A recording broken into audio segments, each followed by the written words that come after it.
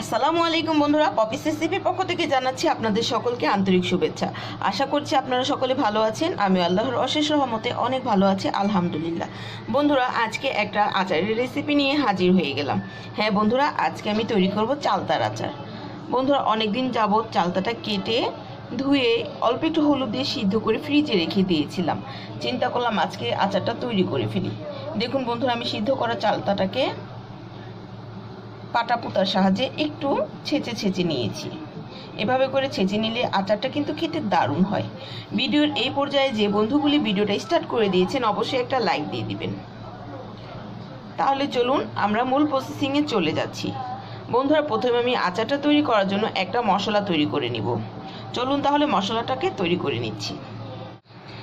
দেখুন বন্ধুরা, মশলাটা তৈরি করার জন্য আমি এখানে 4-5টা শুকনো মরিচ দিয়ে দিয়েছি। প্রথমে আমি শুকনো মরিচগুলিকে হালকা একটু টেলে নেব।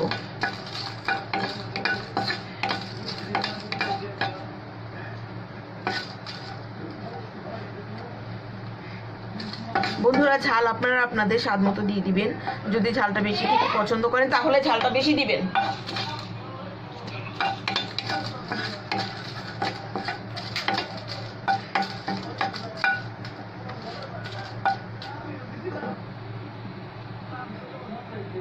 দেখুন মরিচটা অল্প একটু ভেজে নিয়েছি। এই পর্যায়ে আমি দিয়ে দেব বন্ধুরা 5 ফোড়ন। বন্ধুরা, 5 ফোড়নটা যে কোনো দোকানে পাওয়া যায়, মিক্স 5 ফোড়ন, যেটা আমি এখানে দিয়ে দিলাম 2 চামচের মতো।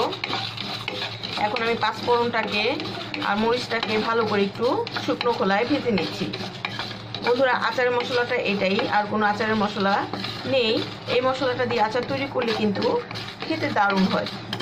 বন্ধুরা দেখুন, আপনারা তো বুঝতে পারবেন না 5 ফোড়নে যে সুন্দর একটা স্মেল বের হচ্ছে, আমি বলে বোঝাতে পারবো না।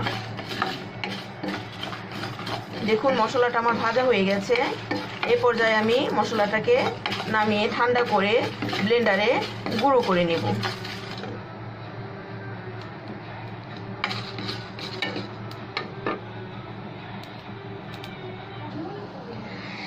দেখুন বন্ধুরা, ওই একই প্যানে আমি চালতাগুলি দিয়ে দিয়েছি। এই পর্যায়ে কিন্তু আমি এখনো কোনো রকম মশলা দেই নাই। এখন এতে আমি দিয়ে দেব বন্ধুরা চিনি।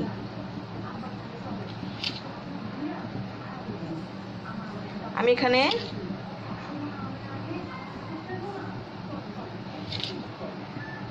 এই চামচের 4 চামচ পরিমাণ চিনি দিয়ে দিলাম। আমি যেহেতু আচারটা একটু টক ঝাল মিষ্টি খাবো, সেজন্য আমি চিনিটা দিয়ে দিয়েছি। আপনারা আপনাদের স্বাদ মতো চিনিটা দিয়ে দিবেন। এখন আলতো হাতে নাড়িয়ে দেব।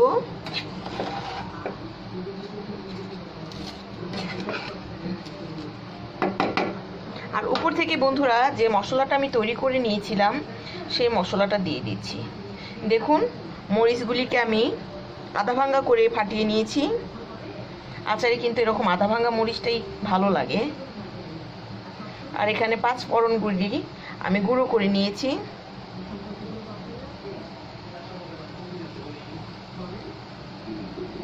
এখন সকল উপকরণ আমি একসাথে বন্ধুরা মিশিয়ে নিচ্ছি।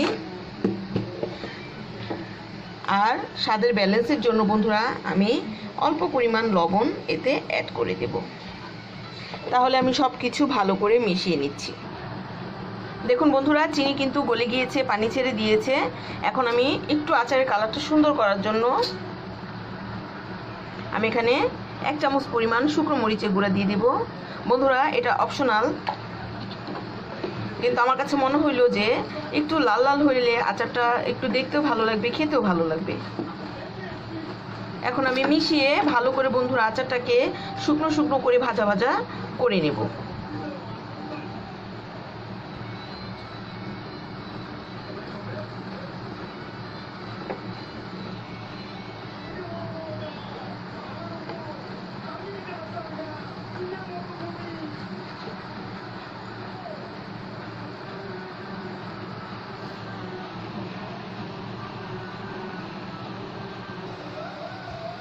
দেখুন বন্ধুরা, চালতার আচারটা কিন্তু প্রায় হয়ে গেছে।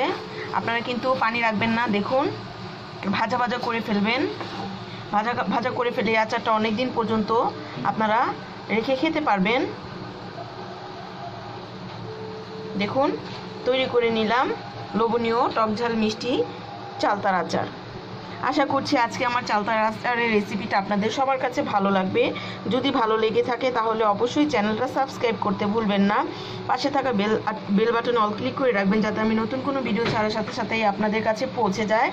আর চাইলে আপনাদের ফ্রেন্ড এবং ফ্যামিলির সাথে শেয়ারও করে দিতে পারেন। আজ তাহলে এখানেই শেষ করে দিব। সবাই ভালো থাকবেন, সবাই সুস্থ থাকবেন। সকল বন্ধুকে রমজানের অগ্রিম শুভেচ্ছা জানিয়ে আজ আমি এখানেই বিদায় নিচ্ছি। আসসালামু আলাইকুম।